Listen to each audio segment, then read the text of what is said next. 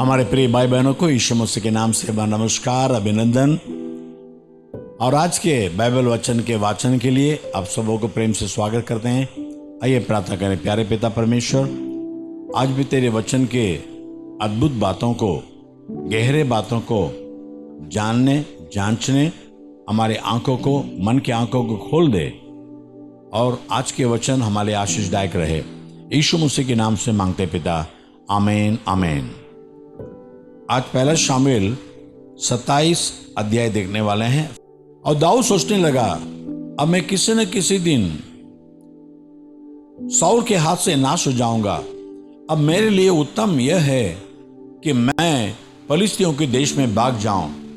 तब शाऊल मेरे विषय निराश होगा और मुझे इज़राइल के देश के किसी बाग में फिर न ढूंढेगा। यूं मैं उसके हाथ से बच निकलूंगा। तब दाऊद अपने 600 संगी पुरुषों को लेकर चला गया और गत के राजा माओक के पुत्र आकीश के पास गया। और दाऊद और उसके जन अपने अपने परिवार समेत गत में आकीश के पास रहने लगे। दाऊद तो अपने 2 स्त्रियों के साथ अर्थात इज़राइली अहीनोअम और नाबाल की स्त्री कर्मेली अबीगाइल के साथ रहा। जब शाऊल को यह समाचार मिला कि दाऊद गत को भाग गया है, तब उसने उसे फिर कभी न ढूंढा। दाऊद ने आकीश से कहा, यदि मुझ पर तेरे अनुग्रह की दृष्टि हो तो देश की किसी बस्ती में मुझे स्थान दिला दे, जहां मैं रहूं। तेरा दास तेरे साथ राजधानी में क्यों रहे। तब आकीश ने उसे उसी दिन सिकलग बस्ती दी। इस कारण से सिकलग आज के दिन तक यहूदा के राजाओं का बना है। फिलिस्तियों के देश में रहते रहते दाऊद को 1 वर्ष 4 महीने बीत गए। और दाऊद ने अपने जनों समेत जाकर गशूरियों, गिजियों और अमलेकियों पर चढ़ाई की। ये जातियां तो प्राचीन काल से उस देश में रहती थी जो शूर के मार्ग में मिस्र देश तक है। दाऊद ने उस देश को नाश किया और स्त्री पुरुष किसी को जीवित न छोड़ा। और भेड़ बकरी, गाय बैल, गधे, ऊंट और वस्त्र लेकर लौटा और आकीश के पास गया। आकीश ने पूछा, आज तुमने चढ़ाई तो नहीं की। दाऊद ने कहा, हाँ, यहूदा, यरमेलियों और कैनियों की दक्षिण दिशा में। दाऊद ने स्त्री पुरुष किसी को जीवित न छोड़ा कि उन्हें गत में पहुंचाए। उसने सोचा था कि ऐसा ना हो कि वे हमारा काम बताकर यह कहे कि दाऊद ने ऐसा ऐसा किया है। वरन जब से वह फिलिस्तियों के देश में रहता है, तब से उसका काम ऐसा ही है। तब आकीश ने दाऊद की बात सच मानकर कहा, यह अपने इज़राइली लोगों की दृष्टि में अति घृणित हुआ है, इसलिए यह सदा के लिए मेरा दास बना रहेगा। 2 तीमुथियुस 4 अध्याय में जाएंगे। परमेश्वर मसीह यीशु का गवाह करके जो जीवितों और मरे हुओं का न्याय करेगा, उससे और उसके प्रकट होने और राज्य को सुधि दिलाकर मैं तुझे चिताता हूं कि तू वचन को प्रचार कर, समय और असमय तैयार रह, सब प्रकार की सहनशीलता और शिक्षा के साथ उला न दे और डांट और समझा। क्योंकि ऐसा समय आएगा कि लोग खरा उपदेश न सह सकेंगे, पर कानों की खुजली के कारण अपनी अभिलाषाओं के अनुसार अपने लिए बहुतेरे उपदेशक बटोर लेंगे और अपने कान सत्य से फेरकर कथा कहानियों पर लगाएंगे। पर तू सब बातों में सावधान रह, दुख उठा, सुसमाचार प्रचार का काम कर और अपनी सेवा को पूरा कर। क्योंकि अब मैं अर्ध की नाई उंडेला जाता हूं और मेरे कूच का समय आ पहुंचा है। मैं अच्छी कुश्ती लड़ चुका हूं, मैंने अपनी दौड़ पूरी कर ली है, मैंने विश्वास की रखवाली की है।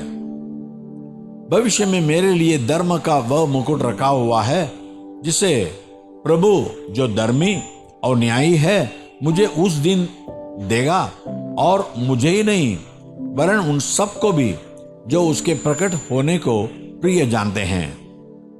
मेरे पास शीघ्र आने का प्रयत्न कर, क्योंकि देमान ने इस संसार को प्रिय जानकर मुझे छोड़ दिया है और थिस्सलुनीकियों को चला गया है, और क्रेसकेंस गलतिया को और तीतुस दलमतिया को चला गया है। केवल लूका मेरे साथ है।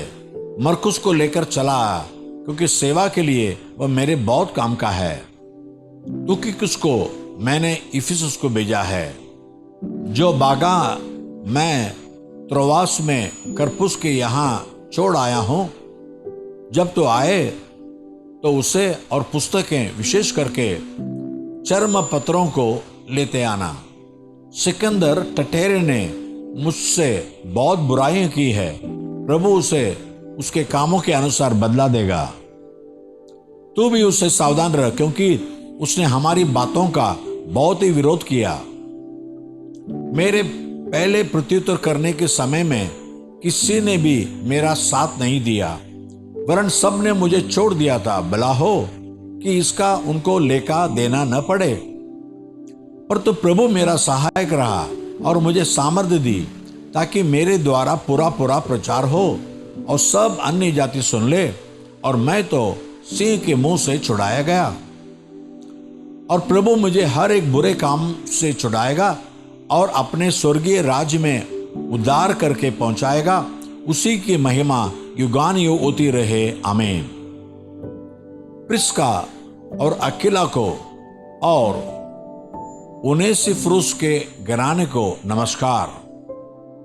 इरास्तुस कुरिन्थुस में रह गया, और त्रुफिमुस को मैंने मिलेतुस में बीमार छोड़ा है। जाड़े से पहले चले आने का प्रयत्न कर।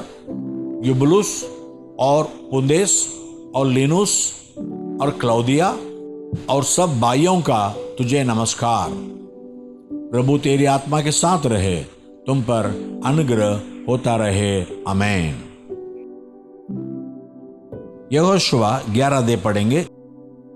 यह सुनकर अशूर के राजा याबीन ने मादोन के राजा योआब और शिमरोन और अशाब के राजाओं को, और जो राजा उत्तर की पहाड़ी देश में और किन्नरेत के दक्षिण के अराबा में और नीचे के देश में और पश्चिम की और दूर के ऊंचे देश में रहते थे उनको, और पूर्व पश्चिम दोनों ओर के रहने वाले कनानियों और यमोरियों, हित्तियों, परिजियों और पहाड़ी यबूसियों, और मिस्पा देश में हेरमोन पहाड़ के नीचे रहने वाले हिवियों को बुलवा भेजा।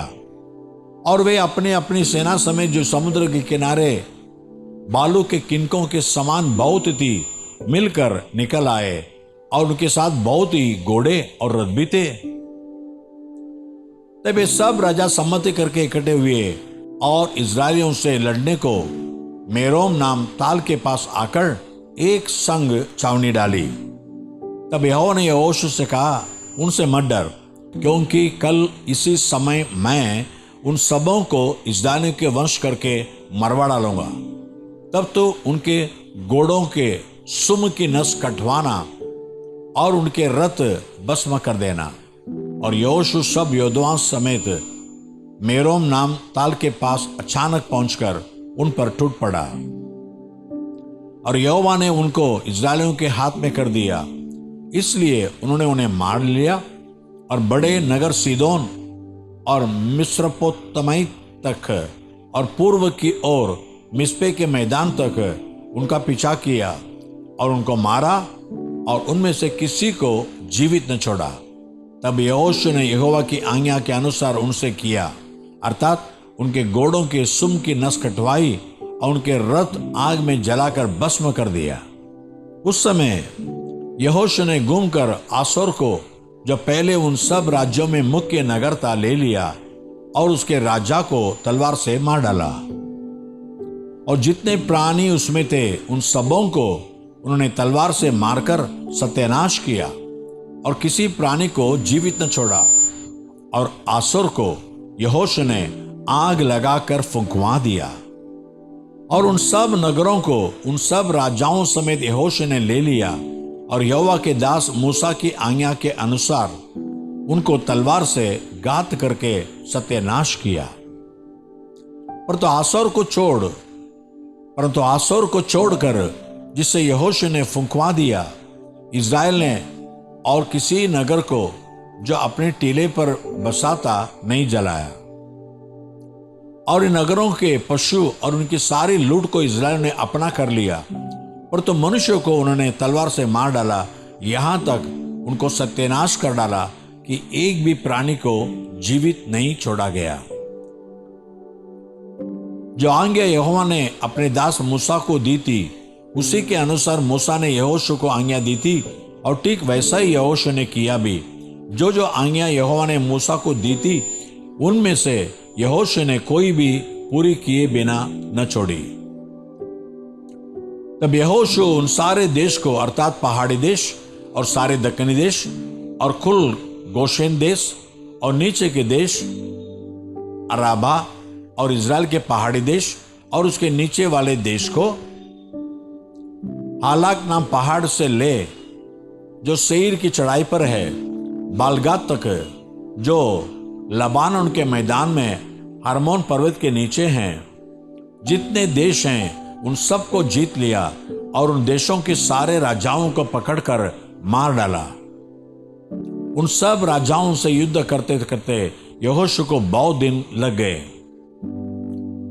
गिबोन के निवासी हिवियों को छोड़ और किसी नगर के लोगों ने इस्राएलियों से मेल न किया, और सब नगरों को उन्होंने लड़ लड़ कर जीत लिया, क्योंकि यहोवा की जो मनसा थी कि अपनी उस आज्ञा के अनुसार जो उसने मूसा को दी थी, उन पर कुछ भी दया न करे वरन सत्यानाश कर डाले। इस कारण उसने उनके मन ऐसे कठोर कर दिए कि उन्होंने इज़राइलियों का सामना करके उनसे युद्ध किया। उस समय यहोशू ने पहाड़ी देश में आकर एब्रोन, दबीर, अनाब वरन यहूदा और इज़राइल दोनों के सारे पहाड़ी देश में रहने वाले अनाकियों को नाश किया। यहोशू ने नगरों समेत उन्हें सत्यानाश कर डाला। इज़राइलियों के देश में कोई अनाकी न रह गया, केवल अज्जा, गत और अशदोत में कोई कोई रह गए। जैसा यहोवा ने मूसा से कहा था, वैसा ही यहोशू ने वह सारा देश ले लिया और उसे इज़राइल के गोत्रों और कुलों के अनुसार बांट करके उन्हें दे दिया, और देश को लड़ाई से शांति मिली। आमीन। आज हमने पढ़ा 2 तिमोथी 4:18 में, परमेश्वर सारे बुराई से मुझे बचा लेगा, प्रभु मुझे हर एक बुरे काम से छुड़ाएगा और अपने स्वर्गीय राज्य में उद्धार करके पहुंचाएगा। उसी की महिमा युगानुयुग होते रहे। विश्वास कीजिए, कोई बुराई आपको पराभव नहीं करेगी। परमेश्वर हर बुराई से, हर बुरे काम से आपको बचाएगा और स्वर्ग राज्य में पहुंचाने तक आपकी सुरक्षा करेगा। प्यारे पिता परमेश्वर, धन्यवाद देते हैं। हाँ, आज के वचन के अनुसार हर बुरे कामों से, हर बुरे बातों से हमें छुड़ाने वाला, बचाने वाला, संभालने वाला परमेश्वर है। जब तक हम स्वर्ग राज्य में नहीं पहुंचते, तब तो हमें बचा लेगा प्रभु, और स्वर्ग राज्य भी हमें आंख से देगा। ये विश्वास हर एक के मन में आने दे। आशीष कर यीशु मसीह के नाम से मांगते पिता, आमीन आमीन। God bless you. परमेश्वर आपको आशीष करे। आमीन।